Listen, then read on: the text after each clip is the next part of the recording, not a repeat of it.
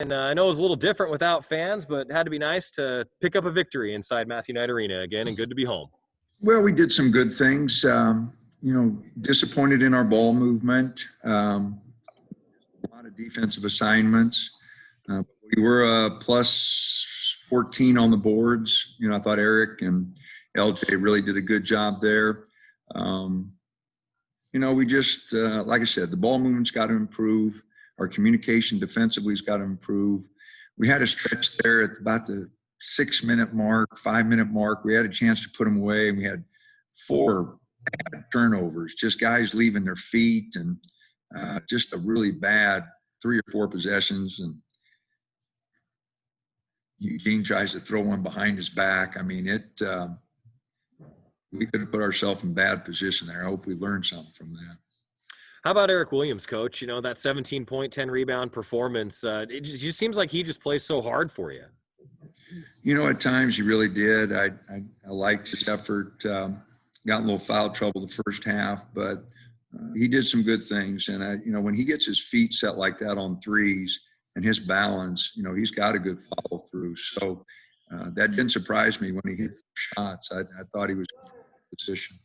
We talked about it a little bit on the pregame show, Coach, just about how you would have to guard, and you held Eastern Washington to a pretty low 3-point shooting percentage. Were you happier with the way you guys defended the 3 in this contest?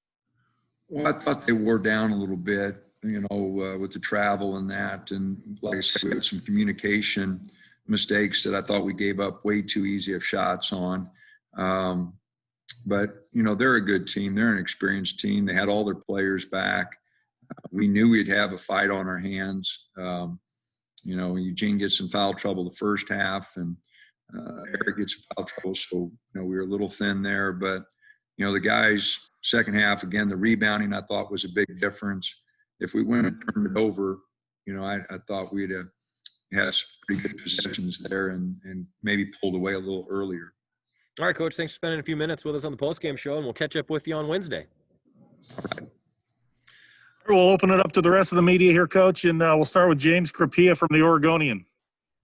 Danny, you mentioned the behind-the-back pass. It was sandwiched between a nice offensive possession for Eugene where he took on 3 defenders, faked them out, and got a bucket. He got a bucket after it.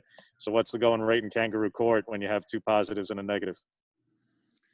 Well, like 3 positives, especially with one that I did see what he saw. There was LJ was on the baseline there, and I know what he was thinking. But at that point in the game, after we had 3 guys leave their feet and turn it over, that just wasn't the right play. In the course of a basketball game, it's like a quarterback who throws an interception or 2. In the next possession, he can't throw another one. I talk to our team all the time about runs, and if we have a couple turnovers, we got to be a little more conservative. We got to get a shot, and that was the only thing that was disappointing about that. And I agree, made a couple nice moves there that he was really a force. So again, we're a different team when he's playing well. We've got to get Dante playing so we get his size going. Chandler can give us better minutes. So we've got a lot of work to do there, but we should be making progress. And again, it's our 3rd game, and I told the guys I didn't expect it to be perfect, but we got to make improvement, and a lot of new faces out there. I looked out there, we had Jalen and Eric and Eugene and LJ, we all new guys, so we just got a lot of work to do. They're going to have to get more familiar with each other, and we've got a lot of organizational things to do, both on the defense and offensive end. Chris Hansen from the Register Guard. Yeah, Dean, when did you know that this game was going to take place? Did you guys come back from Omaha knowing that this was a possibility? Oh, yeah. No. We thought we had it because they had gone to Arizona and everybody tested good. You're just kind of always calling everybody about how their testing's going. But we knew they played a Pac-12 school on Saturday, so we knew they had tested thoroughly through there. Number 55, their starting point guard from a year ago, was the only guy who didn't make that trip because he was still isolated. And he played a few minutes today. So they had their whole team, everybody tested. So after Saturday, I probably felt 100% sure. On Friday, it was still they get through the testing protocol. And so no, we appreciate them making the effort to get here. This is tough times, on everybody, and I think Eastern, they're battlers. They're going to win. I think they're going to win their league. They got everybody back from a team that won it last year, except for one player, and they're going to be a lot to handle. They're going to shoot it better than they did tonight, and they're going to be tough to handle.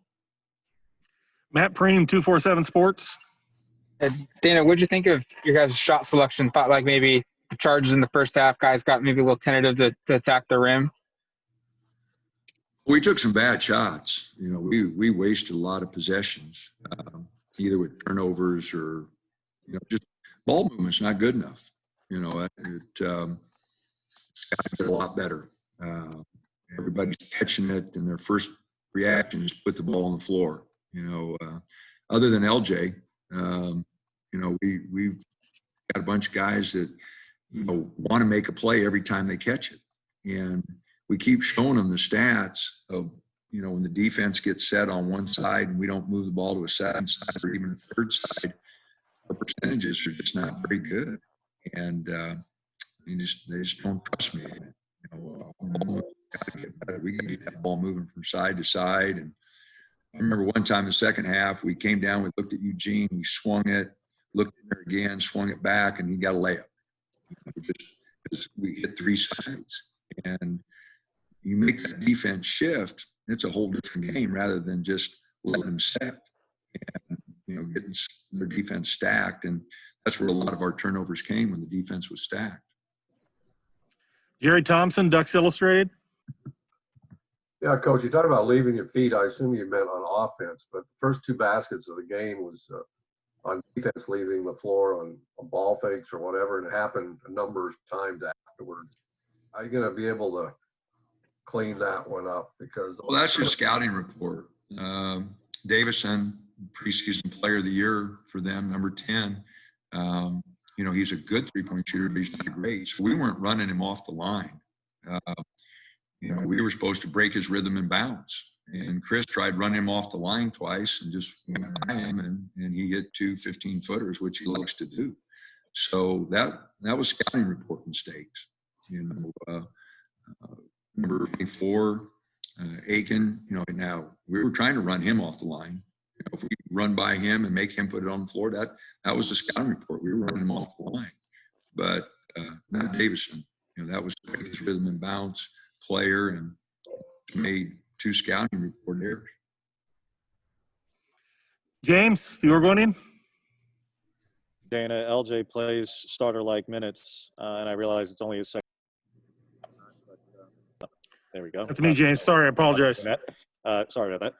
LJ plays starter-like minutes. I realize it's only his second game after being cleared and whatnot, but you mentioned how he can make plays for others. Can he get you by at the one until everybody else gets up to speed, or until Will comes back?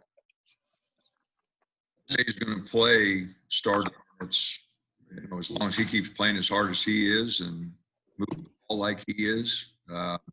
He's going to play starters minutes. I can start six guys, but he's going to play starters minutes. There's no doubt about it. And he gives us a lot of energy.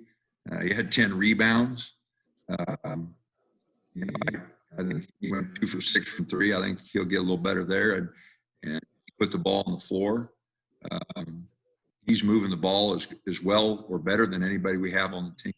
So, like I said, I don't know who to start, but he's going to play as many minutes as anybody we have. Ryan Milano, KWVA Sports. Coach, you were down for a majority of the first half, and coming in after the second half, it seemed like you were able to stretch the lead to double digits pretty quickly. What was the difference between the first half and the second half that your team did better? Our defensive intensity got up a little bit. I thought we didn't make some of the same scouting report mistakes that we made in the first half. I thought we did a better job of recognizing things. The only thing I was disappointed with was our defensive transition and communication. They missed 3 open threes in transition that, you know, they're going to hit, and good teams are going to hit. So that was, you know, my biggest concern was just some of the shots that we did give up in defensive transition, and some of our switches weren't clean, and they got some decent looks. Time for one more question before we get to some players. Let's go Chris Hansen, the register guard. Yeah, Danny, you mentioned a couple times that one of the things you like about Terry is his speed and his quickness. What were your thoughts on his play at the end of the first half, and how do you see him improving these last couple of games? Well, he's trying. You know, he's trying to do what we ask him to do. I think other than a block out on, they got an offensive rebound on putback, and he didn't try to block his man out. I thought other than that, he did a lot of good things. He's got to get the ball moving, but he's trying. You know, it's a lot to ask to run our stuff and, you know, be in those pressure situations. But he showed his quickness on that, you know, getting from one end to the other off a big rebound that he got. He just took it and went and got all the way to the rim. It was an athletic play and kind of showed his speed and quickness. Thank you, Coach. Appreciate it. Congratulations on the victory. All right. Thank you. See you Have a Wednesday. good night.